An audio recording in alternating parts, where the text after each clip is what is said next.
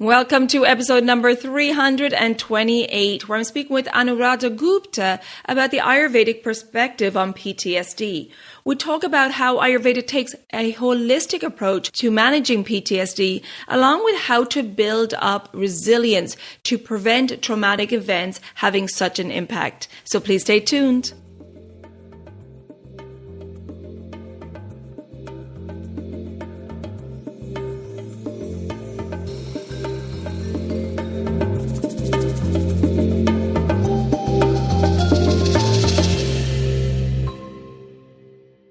Hi there, I'm your host Colette, and on this podcast I will be sharing the teachings of Ayurveda, yoga, and holistic health practices.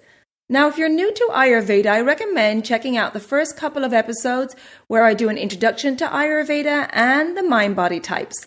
Thanks for listening, and now here's a new episode.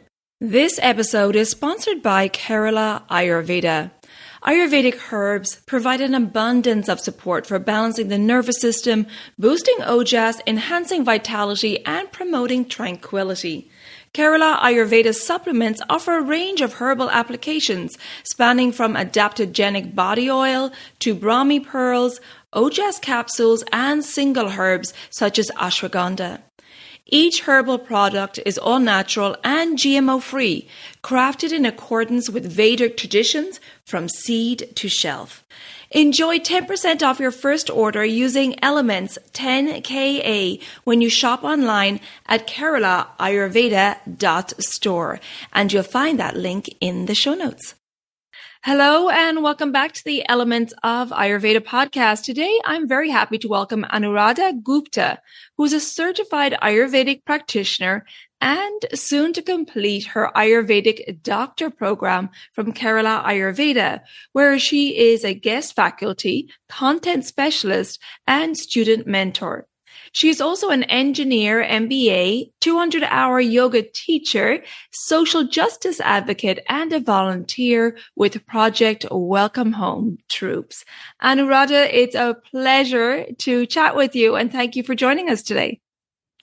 It's a pleasure to be here, Colette.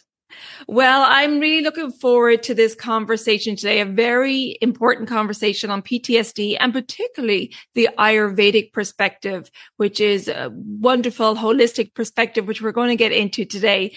So Anuradha, let's start with the definition of PTSD and what can cause it. Sure.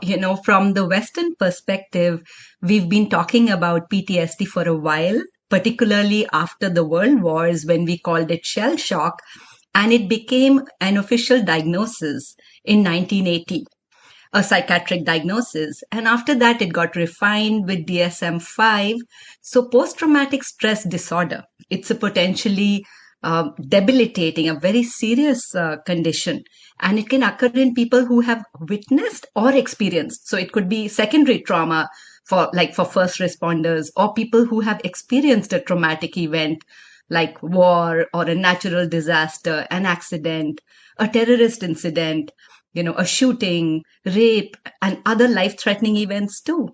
And, what is really startling to know is that 7 in 10 Americans will experience traumatic events. I mean, we understand that everybody goes through trauma, but only 1 in 3 will develop PTSD. So I've always wondered why that happens. And I think it's the nature of the trauma. Most, at least half of the people after they are raped or 32% after they are assaulted will develop PTSD. But then for PTSD, for an official diagnosis, there have to be certain criteria.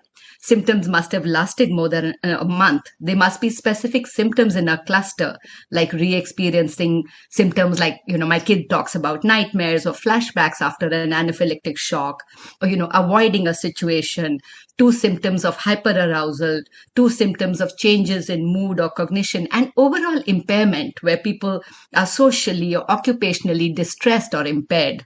So that's pretty much what PTSD is. It can either, like you said, it can be firsthand experiencing or being involved in something traumatic or a witness to it as well. Absolutely. And, then there are other ramifications because people can have, other mental health issues like substance use as a result, anxiety, disassociation, somatization like chronic pain and headaches, or, digestive, cardiac, musculoskeletal, and respiratory issues. So a whole host of, cascading issues can result. Right, exactly. And I know you've given several talks on this subject to the Ayurvedic community. So how did you become interested in this subject? For a number of reasons, Colette. The first one is that I'm very interested in mental health and the stigma I've noticed growing up, even in college and engineering school. I was part of a campaign called Let's Break the Silence, because there were so many people who were suffering from mental health issues, but they would not seek help. And therefore, their diagnosis and their treatment was delayed because of the stigma. So, when I came to Ayurveda, I saw that in holistic health, we don't really stigmatize mental health. Every assessment involves looking at mental health. And I thought that was really heartening. In my own experience, my parents are refugees from India's partition. And so, I'm a product of transgenerational transmission of trauma. And my dad actually joined the army. So, that was double whammy, because he had previous trauma and then he had new trauma. And so, just growing up like that, I was really interested in figuring out, what PTSD is. And then finally, my son got a diagnosis of PTSD when he is Dr. J's Rogi, Dr. J from Kerala Ayurveda, of course, who's the most wonderful Vaidya in the world.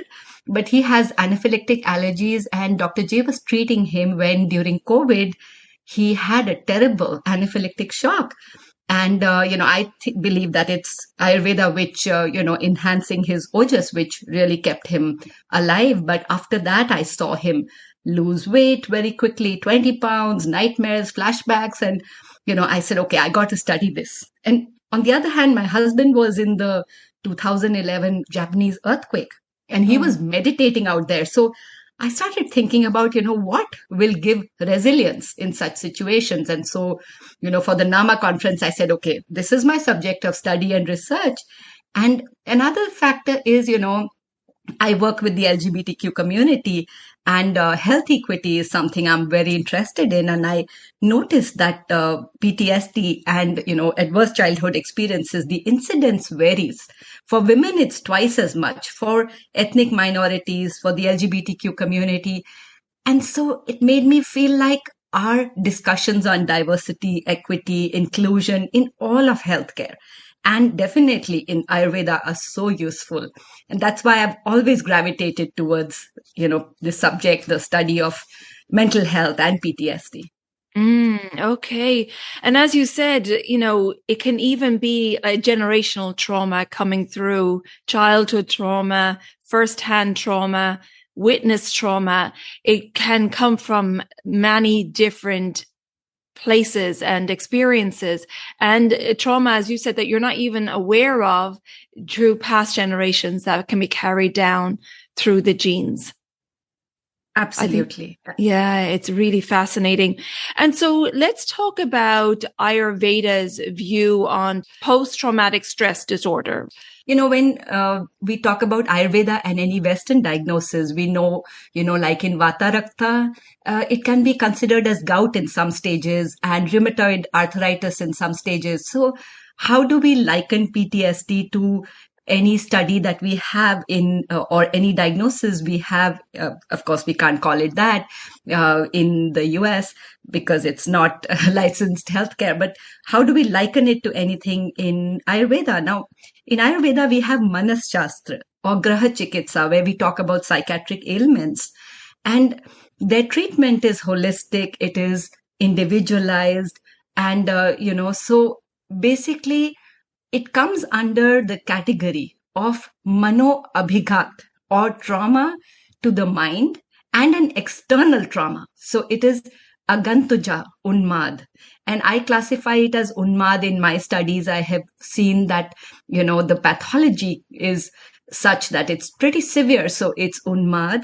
And then, in terms of the doshas involved, vata is primary, but all other doshas get associated. It could be vata with primarily kapha, it could be vata with primarily Pitta, but definitely in terms of the mind doshas, Rajas and Tamas are imbalanced. And then the srotas or the channels, I know this is getting technical, but, and so we are all in the Ayurvedic community, but the Manovaha srotas, Rasavaha, Majjavaha srotas, particularly, and then a lot of other cascading srotas can get involved, which is what we discussed, that, digestion can get impacted and cardiac function. And then ojas reduces and dhatu shay develops. And then, so the primary diagnosis is PTSD, which is the Swatantra Vyadhi, but the associated diagnosis could be many other, like, what are the Anubandh Vyadhis. And then in terms of prognosis, it is yapya or it is chronic and would require long-term management. So this is pretty much how, Ayurveda views PTSD. And then, if we look at assessment, normally we do the 3 forms of assessment, questioning and then, observation and touch. But here in Unmad Chikitsa, in Charak Samhita, there are 8 forms of assessment. So, we ask about their orientation and responsiveness, which is like, who's the president? Which year are you in? And we could ask them directly, or we could ask any relative who brings the rogi. We check for, their decision making, the status of their mind and their psychomotor activities and so on. So there's a whole tool that Charak has on Unmad Lakshan or signs of, the psychiatric ailment. And then finally, I worked a lot with Dr. J and with Dr. Princey on the pathogenesis of PTSD.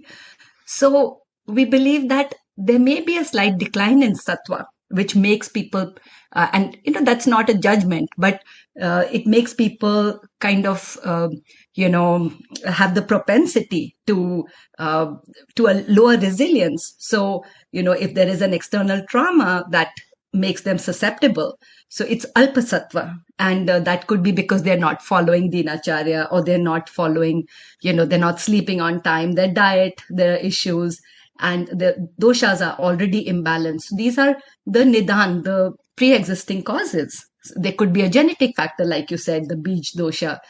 And that leads to an imbalance when a trauma occurs of the doshas, which are the, vata, pitta, kapha, and an imbalance of the mansik doshas, which is, on the other hand, it's my engineering brain is making a flow chart. So there's vata, pitta, which is leading to rajas, and there is kapha imbalance leading to tamas. And they, that trauma, if it is just a mansik bhava, or if it's just an entity of the mind like anger or fear, if it stays still there, if we are resilient enough, then a pathology does not develop, which is what we see in Western medicine, that within a month, maybe it'll get resolved, over time, it'll dissipate. But if there is, when we talk about the stages of the pathogenesis, dhan samshraya, where the pathology lodges in the heart, in the hridaya, then it develops into PTSD. And then, the srotas get imbalanced and so on, and the imbalance develops. So the intellect, dhi, the will, dhriti, the memory, smriti, they all go out of balance. So people start having negative thoughts, and then guilt and anger, and then, reliving bad memories and flashbacks, and unmad develops, which is, the external unmad, where they may, sometimes there is hyperarousal, sometimes there's dullness. So that, is also called ubhyatmik vikar, which is, there's both body and mind involved, but it presents mainly as a mental health diagnosis of PTSD. So this is the Samprapti of PTSD. And Colette, I worked hard on the Samprapti chart, and I made it available to everybody because knowledge should be available to everybody. So I worked on this for Nama, but I figured, this is such an important subject where we know at what stage we can intervene, how we can intervene, how the ojas is declining, how ama builds up in the system, and how we can deal with it. So pretty much that's how Ayurveda looks at trauma, as, a mental health disorder. that has to be dealt with in an individualized way. And this is, how it is assessed. This is what is, its pathogenesis. And so Yeah, I'm going to that's ask content you. heavy. Yes, no, that was great. But I want to ask you to go back and talk a little bit more about the association with the heart. Sure. So when we talk about it lodging in the hridaya, so the hridaya, hridaya being for everybody is the heart tissue. Yes. Okay. Yes, the heart. And, so in Ayurveda, we talk about it as the seat of consciousness. So it is the root of the rasavahasrotas, which is, all the lymph and so on. And it is also the root of the manovahasrotas, which is the mind. So in Ayurveda, we don't just talk of the heart as a cardiac, like just the, organ of circulating blood, but we talk of it as the root of two very key srotas and the seat of consciousness where the ojas resides. So here when, all this pathology lodges in the heart, it's like you take it really can impact all the srotas which originate there. So it impacts the rasavaha srotas, and what that means is ama develops. It impacts the manovaha srotas. So, there all the cascading, mind pathologies develop. So that's what I mean with lodging in the heart. And, it's the rajas which is increasing, the tamas which is increasing, the mind, all of that, the ojas which is getting depleted, which has its seat in the heart.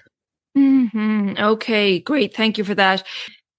You mentioned earlier how you're seeing the decline. It may be that there's a decline in sattva, which is the balance, the tranquility, and it can either go more rajasic, which is that anger, fiery energy, or it can go tamasic, which is more inert. Absolutely. And it can even go back and forth between the two for the same person. Yes, absolutely.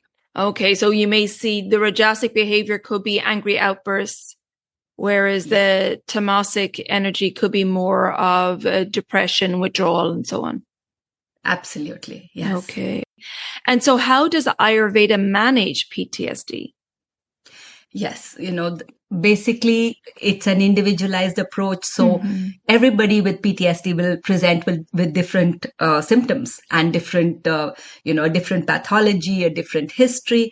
And so that's the beauty of Ayurveda, that we personalize the chikitsa. But basically we have to be very tactful in our intake. Dr. J says, we have to make sure it's gradual, it's empathetic. We are not trying to, have them spill memories. We're motivating, we don't overwhelm them. And it's a long-term approach where we are trying to improve the sattva bal. We are trying to stabilize it, strengthen it, and we need regular follow-ups because it is a chronic condition, yapya. And so the main line of approach is we are enhancing the sattva, and we do give medhya rasayans. So the brain tonics like, guduchi, brahmi, or whatever is important for them, because, they're going between hyperarousal and dullness. They could have both. They could be alternating. They could have either. So we personalize it. And then if they are willing to do a shodhana, a panchakarma, any kind of cleansing, that's terrific. Now, generally in mental health, we use three approaches. We talk about, a logical therapy, which I've been, talking about, which is, just the diet and lifestyle is also very important. And then, of course, the formulations, the medhya rasayans, and then the cleansing.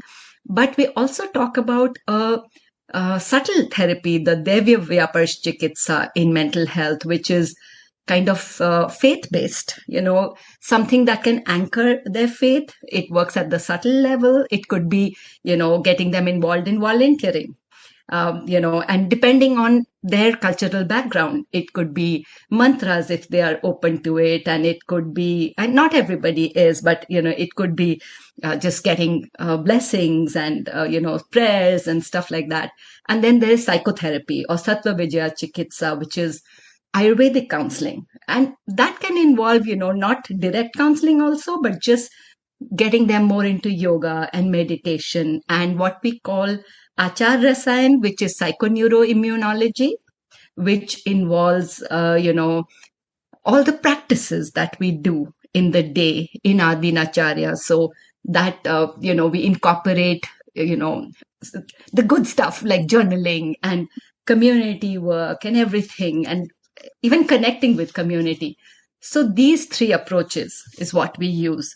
Now with modern medicine, access is an issue very often, and that's another challenge we have in Ayurveda too. But in modern medicine, psychotherapy can be uncomfortable. But here, psychotherapy is very gradual. And, modern medicine also has very high rates of non-response in PTSD, almost 50%. And, symptoms continue very often after full treatment, like 60 to 72% talk about symptoms continuing, and about 24 to 39% discontinue pharmacological treatments, because of the side effects. So Ayurveda has a good role to play here. We can really help because there is an indirect approach that we are taking, and we are healing the whole system, the mind, body, spirit. And, we are trying to intervene in a very gentle yet firm way at the root cause.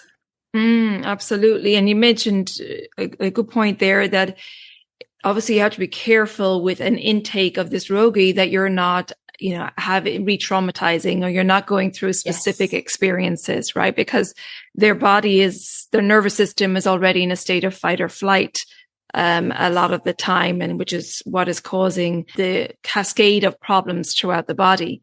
And so really important to have empathy and to understand that you don't need to go into specific events in order to heal. You're looking at what's happening in the body and then going back to the root cause and looking towards calming the nervous system, manovahashrotas, and anavahashrotas, the digestive system, which of course will be affected as well as majavahashrotas. So yeah, it's very interesting. And as you said, it needs to be long-term, empathetic, and a real holistic approach, and bringing in, like you said, the faith-based practices, because if, Vata's affected, obviously you mentioned that already here, the nervous system overactivation and the Vata aggravation, and Vata does really well when it has something to trust in, to put its faith in, right? To have that faith-based practice, whatever it is for the rogi, is so important in these cases.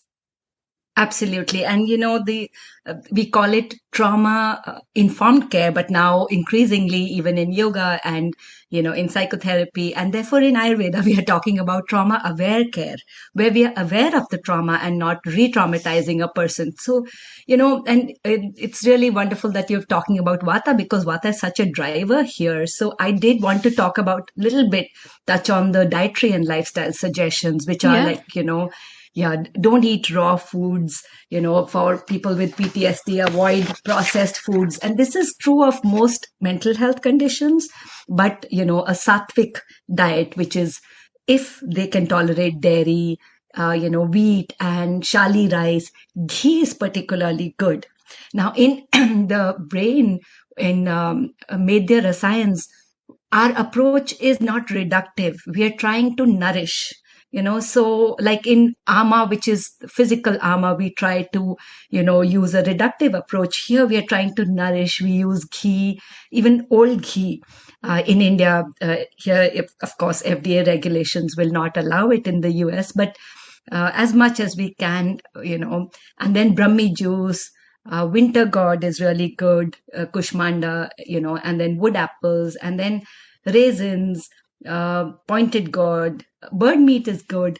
And then in terms of our lifestyle, just, sleeping on time, if they can, we work towards that, dinacharya, good practices, exercise, some yoga, some pranayama, meditation. So all of these really help, and avoiding, incompatible foods and, overeating, which tends to happen, when we are worried or grieving, and not controlling natural urges. So these basic things that can aggravate Vata and other doshas.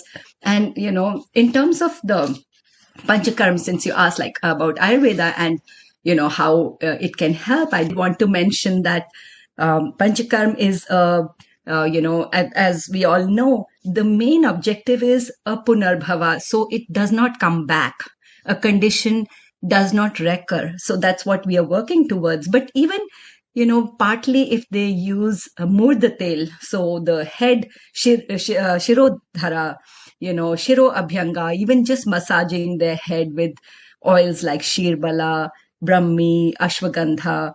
And then sometimes we use takradhara, so that buttermilk dhara on the head, and kashai dhara, sheer dhara, even milk. It's very nourishing, calming. Nasya is very good because it crosses the blood-brain barrier, like Shirbala 101. Kalyanaka Gritam itself is such a good medya which can be used, and then Abhyanga and Dhuma, all of these. So these are some of the things I wanted to add. Okay, wonderful. Thank you for sharing that. So yeah, you're looking really at nourishing treatments all around. You're looking at very nourishing foods, nourishing therapies, things that are really going to bring the body into a calm state and pacify Vata particularly. Yes, that's right. Yes, indeed. And so do you have any case studies that you can share with us? Did you have any case studies in your presentations? Yes, absolutely. So Great. The first case study, I love sharing cases, one of them actually is a recent one of, I was in India and my sister has 10 rescue dogs. So for those of our listeners who are animal lovers, Dr. Sheena works with our, furry family. And so I was working with a Spitz who had been abandoned and at a shelter, and had PTSD, according to the vet. And, she had been bred. She was very little, but she had been bred. So she had, uterine bleeding. She was, her back foot was, the rear leg was broken. And I just tear up thinking of, I love her. Her name is Pixie. And so I got this opportunity to work with her. And in the summer, we just took her to the vet. We were managing, the whole crisis of, the emergencies. And then when I went back, I noticed that of all the rescues, she was the most, she had extreme hyperarousal. She would bark a lot and set off the whole house. And, she would try and bite. And then, she would, she would just not wait to go for her walk, and she would ease herself. So I said, okay, now let's intervene and see. She's surrounded by love. So I gave her Rajanyadi Churan, which helps with a little bit of the ama, the skin condition. She was itchy. And then I gave her Kalyanaka Gritam. And I just gave her a drop of Kalyanaka Gritam. And interestingly, she also had stress-induced diabetes, just very minor, like she was pre-diabetic. And so this doggy, she started turning around and she calmed down. And there was another dog who was traumatized then, and was calmer, but we still gave her Kalyanaka Gritam along and we were watching her. So this is my first case. I had to start because this was my most recent case. And then I have so many cases from my internships and from my practice, but I have permission to share, these three cases. One is of a 16-year-old student with a Vata Prakriti who has anaphylactic allergies. And, his Agni is Vishama and his Ojas was already, in a state of decline when he came to his Vaidya. He had asthma, so tamak shwasa, and it was the atopic march. He had eczema, dyslexia, and anaphylactic allergies. So it was all being managed in a very benign way. And over the years with Indukantam Kwatham, with his Stantin, with Saraswata Rishtam. And, there were other episodes he had which were being managed by his Vaidya. And the interesting thing is that his asthma improved significantly. So his Stantin is a preparation of Kerala Ayurveda. His eczema reduced, it just kind of went away. And his allergy IgE markers just absolutely reduced. So, but he still was anaphylactic. And so, he knew he had to avoid these few things. But then he had a bad anaphylactic shock during COVID. And so his treatment was delayed. And, that is like, it's like poison in the system, Dushi Visha, Ojo Vishramsa. That's how we analyze it in Ayurveda. And then he had the mental shock. So, the shock to the system, mano abhighat, PTSD. And so then after that, his Vaidya gave him, in his recovery phase, he was losing weight. So, but his Vaidya gave him Ojas, which is, a formulation of Kerala Ayurveda again. It, Brahmi. And, so Ojas contains also Amlaki, there's Rasayana, which is another formulation. So they are all, Rasayana-based formulations like Amlaki, Guduchi, all with the mind. And Indukantam continued because, we were building his immunity. And then along with that, his Vaidya gave him Sattva Vijaya Chikitsa, and then, the diet, lifestyle. And then we introduced Art of Living Sky Breath meditation for him, some cognitive behavior therapy, counseling in school. So, this kid has done really well with Ayurveda. And, so this is one case, his weight improved. Yeah. That's great. So a lot of the therapies, you mentioned a lot of formulations there where people may not be familiar with, but essentially they're all Rasayana, as you said, they're all rejuvenating formulations. Yes. And for him particularly, Indukantam was good also for the asthma. It was good for his immunity, his immune system. So absolutely, they were all building up his system. And, they were made their rasayanas also to, build resilience in his mind after this, life-threatening reaction. So this is another case. So case right. Two. So sorry, just to explain to people. So a lot of mental rasayanas, mental rejuvenatives as well, like Brahmi and so on. Okay, wonderful. Let's go on to the second one. That's great. Right. And even for the doggy, the Kalyanaka Gritam that I gave was mainly meant for the mind. It also had an action on the uterus. It also, because we can't spay the poor baby till, the bleeding settles and everything. It also has an action on the skin. It's so versatile. In the science of epigenetics, it's considered one of the best. So it also has an action on diabetes, which is stress induced. Yeah. So, and just to explain to people that Gritam is ghee, and obviously ghee that's infused with different herbs depending on the needs of the rogi or in this case the dog. That's my doggy rogi. And that's what Dr. Sheenas calls her, doggy rogis. Lovely. That's great. Great experience practicing on dogs. Yeah, it was lovely. So, yes. Then my next case is a veteran who has PTSD from being a refugee. And, he's luckily, Colette, he's Pitta Kapha Prakriti.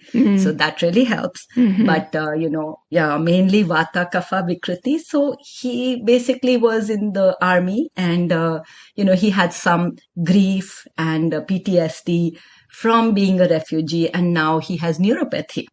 And that neuropathy did not get diagnosed in Western medicine. So it kind of, did not get treated and it progressed. And now he has Vata imbalance in the whole body, Sarvang Vata.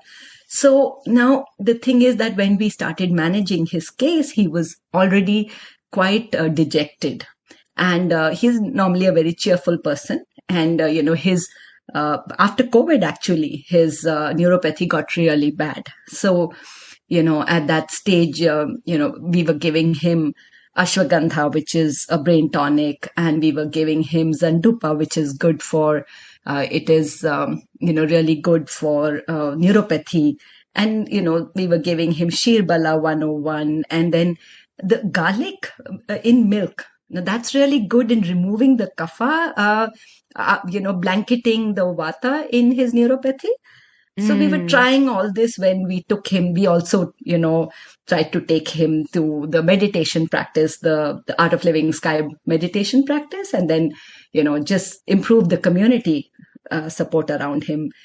When, he was really dejected because post-COVID, he really wanted to be independent and he's 90. So now, we brought him to the same Vaidya and, the Vaidya gave him something called Ashtavargam Kwatham, which is to remove that kapha, which is, which is causing which is blanketing the vata in his feet. And just for a little while, a very heating formulation, and Gandharv Hastadi, which helps with the Vata flow, Shir Bala 101, Brahmi, which is a brain tonic. So at the same time, and then said, let's massage his feet, massage his, murd tail. So, everything that is upper clavicle, head, ears, nasya, everything, like add oil to his ears, Karnapurna, and then Abhyanga. So all those practices, and which will, and we even suggested at 90, can he do Matra Basti, which is like, a therapeutic enema in a very small quantity, but decided against it.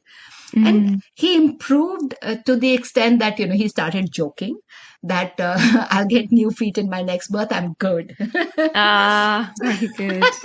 That itself was good for us. Yeah. And you mentioned at the start that he is a Pitta Kapha Prakriti. And as you said, that would have helped being the Kapha being so grounded and stabilized and essentially just not having a high Vata constitution along with PTSD could, of course, manifest an even bigger Vata imbalance. However, it being 90 now in the Vata stage of life, so feeling it a little bit more as he's in that Vata stage of life. Absolutely. And similarly, I have just one more case. This is a case of, this 22-year-old crisis counselor. And so this is secondary trauma here because, this crisis counselor is also doing domestic violence work. And so, first responders go through it. And so this trauma and the person also has minority stress. The person is LGBTQ and, they have already some grief from losing friends, being bullied. It's called what we call Adija Manovikar. It's a fancy term. I forget it every time, but I wrote it for this podcast. But, when the person came to us, it was really heartrending because to see how people are, stigmatized, marginalized. And as a result, at the age of 22, there were Vata imbalances and there was, Sandhigat Vata in the in the knees, there was some kind of degenerative changes already. So we knew we had to intervene very strongly. And the person was mainly Vata, very sensitive, and already the dhatus, the tissues were getting depleted. And the mind was getting depleted. So, there was a chronic dry cough, which, the Vaidya dealt with through, again, Indukantam Kwatham is our respiratory support. And then there were others like Brahmi is a brain tonic, Ashwagandha, another brain tonic, and then something specifically for the knees. And, so there was a lot of local oil application with specific oils like Mahanarayan and Myaxil. So once this person stabilized, then a Panchakarma started. And there, first, for 3 days, Abhyanga was given and then, which is the massage and then steaming or Sweda and Nasya.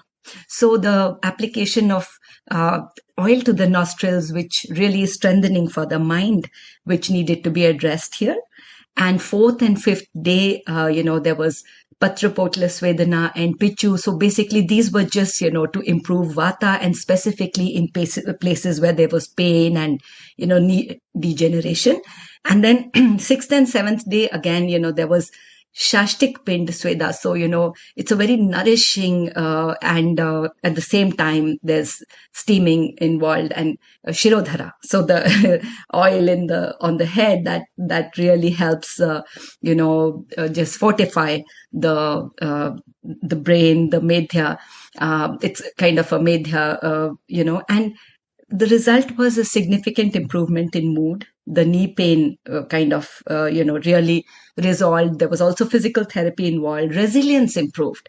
And this person moved to a job which was less stressful, which was, it was still in domestic violence, but more related to survivors and their storytelling. So it wasn't a direct working because you're in Ayurveda, that's the thing, you are Vata, that you're sensitive, you're taking this all, to your heart. So with the Vedya's, direction and Sattva Vijaya Chikitsa, this kid moved to a job that was more suited. So this was Great. another case. Yeah. Yeah, wonderful. Thank Yeah. you for sharing those cases. Really interesting to hear the diversity of cases. And so with this last case, this last rogi, as you said, they were in a job that was very traumatizing, listening to these cases of domestic violence, and then moved because understood that this job was traumatizing for them. But as we know in life, it's full of unknowns. And so for those people out there listening who may be thinking they may have some PTSD or maybe in jobs that are stressful like that and they do experience traumas, first responders and so on, or generational trauma or trauma from their childhood, what can they do to build up resilience to PTSD? Is it possible to build up resilience? And what are some tips that people can do for the unknowns that may happen in our day-to-day lives to build up resilience to traumatic events? Absolutely. That's such a beautiful question, and that is where Ayurveda, being a preventive science is so strong in its approach because, before any pathology develops, we want to make the person strong. We want them to first know themselves through, understanding their own prakriti. We want them to improve their sattva. We want them, if we look at just the basic pillars, we want them to eat well. So ahar, vihar, their lifestyle, and then nidra, their sleep, we want to correct that. Their alignment with nature through, daily practices and seasonal practices, we want that to happen.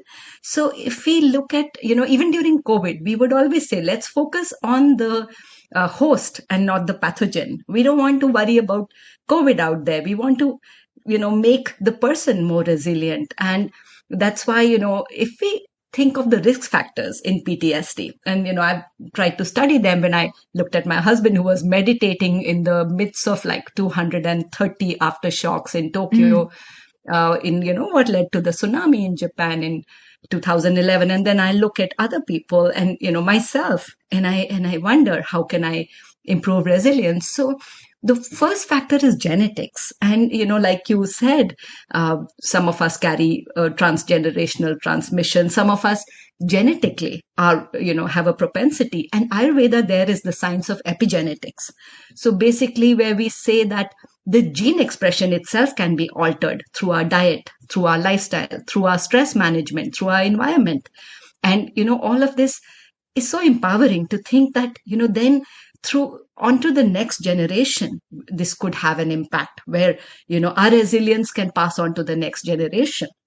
And then the second thing is, the physical and mental history has a bearing on PTSD and our propensity. So how do we attend to ourselves? How do we attend to our other imbalances, which again, Ayurvedically we do through an assessment, through management, or even Ayurveda itself is so empowering when we know about ourselves, and then if there's any prior trauma, are we attending to it? And, the risk factors are delayed intervention. So when we are already, aware, living in a healthy space where, self-care is part of our daily regimen, be it, oiling ourselves daily or, at least weekly, and then following certain practices, that really helps if we are doing our exercise, and it could be any stretching practice or yoga or anything. And we have a good community support that can help. So this mitigates the risk factors. Strengthening the mind itself, which can, be when any pathology develops. So Colette, in a room where there are pathogens, let's say the cold virus, somebody will not get common cold. Somebody will get allergies, triggered cold, and somebody will get asthma, everything. So it just depends on our own strength and strengthening, which Ayurveda does through, diet, lifestyle, all these practices. So it's so holistic, it's personalized, if we can attend to ourselves. And we don't need to do anything really costly, we can just follow basic principles and get resilient. I mean, that's what my study has revealed, just meditating, just breath work, those kind of things. Absolutely. Yes. It's a simple lifestyle practice of what you do day in, day out builds up that resilience, right? Builds up your immunity and your tolerance to traumatic events that can occur in life. Right. Right. Yeah. And, I've worked with Project Welcome Home Troops, and, 22 veterans die by suicide daily, which is really heartrending. This is in the US.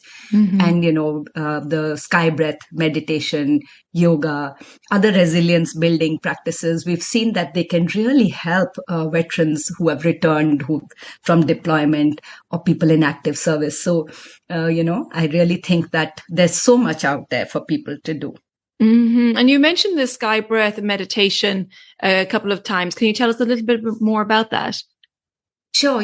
Art of Living is a nonprofit which is in 170 countries, and they teach this practice in, what is called the Part 1 course. And this is for the general public, but then they have a specialized course for veterans, and they have a specialized course. They even work with students, and then they work in prisons and in various settings. And then, they have humanitarian work that they do in places where there is man-made disasters or natural disasters, earthquakes, hurricanes like Hurricane Katrina. So their main practice, and my husband actually, after, his experience in Japan, became a volunteer meditation teacher, and I also volunteer with him. But I don't teach the practice. My journey is Ayurveda, but basically they teach this in a course, in a 3-day course. And for the veterans, we teach sky breath meditation. So there've been studies at Yale, at Harvard, that, this can really improve, and they've compared it with other practices of mindfulness and, other resilience building practices. And it's, come way ahead in terms of, the improvement, and for veterans particularly, in 1 week, they find improvement on PTSD markers. And in 1 year, without even following up, they, doing the practice, they still have those improvements. So there've been a lot of studies that are done. So it's just based on breath work. And, there is some yoga built around it. There's some, wisdom built around it. So, and doing it in a community really helps. Absolutely. Yeah. I can imagine. And it's essentially doing the breath work and calming the nervous system and toning the vagus nerve and having the effect on the full body. Yeah. Wonderful. So much great information here, Anuradha. And before we finish up, is there anything else that you wanted to share? I just, I wish everybody good health, and whatever route they take, I just hope that people are well. I look at the world around us and stress abounds. And, I think the signal we get is that we need to be productive and we need to put ourselves in these situations which are stressful, but we really don't. No. That said, life can get stressful and we may encounter situations. Like I was outside a store the other day and there was, a shooter. And I emerged from it, but, and I think it's all the resilience practices that helped, but I'm still, doing everything I can. So situations do arise. Whatever we can do to take care of ourselves is what is important. Yeah, I'm sorry. We do other things. Yeah. I'm sorry to hear that you're caught up in that situation. It's a very scary situation, but that's it. Life is full of unknowns, and the more that we can stabilize our body and mind and have good practices, we can really have that buffer to the stress. And, you mentioned COVID, and I think we're all a little traumatized after coming out of COVID and re-entering the world, and we haven't dealt with those few years of being so isolated. So these practices, I think, can help all of us. I'd love for you to tell people where they can find out more about you and further resources. Sure. So, I'm a writer. With Art of Living, I write articles on Ayurveda and sustainability, So you can find me there. And then at Kerala Ayurveda, I'm a mentor for AP students, and, I write articles there. I'm a content specialist. So you can find me there. I also have my own practice, Ayurvedic Footprints, which is mainly online. I'm on LinkedIn, I'm on Facebook. And, when we share the podcast, I can share ways to contact me too. So I'm on Facebook. I love social media more than I should. Great. Well, I will put all those links in the show notes. And Anuradha, I really appreciate your time today, a very important topic. And thank you for sharing. Thank you so much. I'm so grateful to be here, Colette, and for everything you do, your amazing podcasts. I've been listening to them, and I'm so grateful for you. Thank you. Oh, thank you. I appreciate that. Thank you, Anuradha. Take good care of yourself. I hope you enjoyed that conversation with Anuradha, and please check out the show notes for all the links available. And if you think that this episode will be helpful to family or friends, please share it with them so we can spread this wonderful wisdom of Ayurveda. If you haven't already subscribed or followed the podcast, please do so, and the new episodes will automatically download for you every week. And if you feel like you're getting benefit from this podcast, I would really appreciate a rating and review to help others find the podcast. You can find me on social media under Elements of Ayurveda Podcast on Instagram and Elements Healing and Wellbeing on Facebook. Thank you so much for tuning in, and until next time, take good care of yourself, be well, and bye for now. Slán go fóill.